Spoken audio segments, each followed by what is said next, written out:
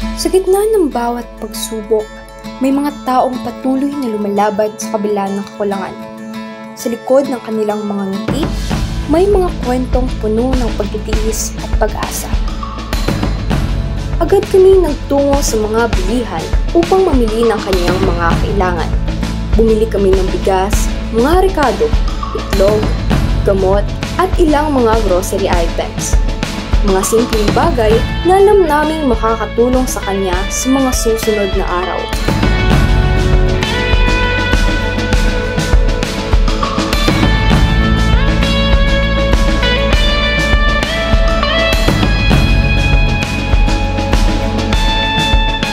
Dito sa bayan ng Basud, aming nakilala ang isang matandang naninirahan mag-isa.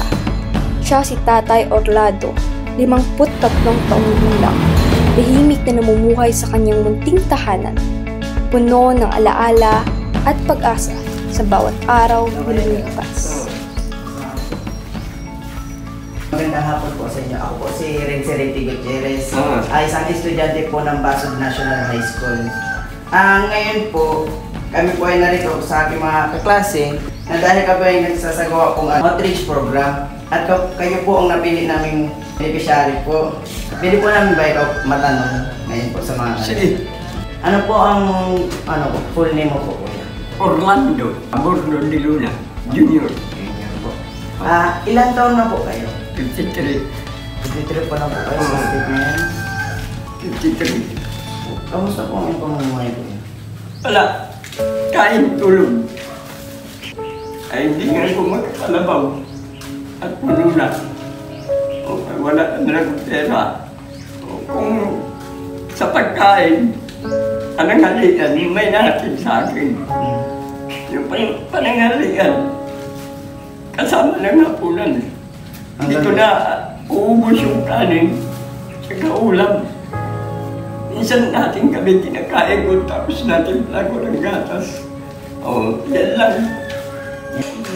Yan ang totoo. Alam yan ni Papa mo.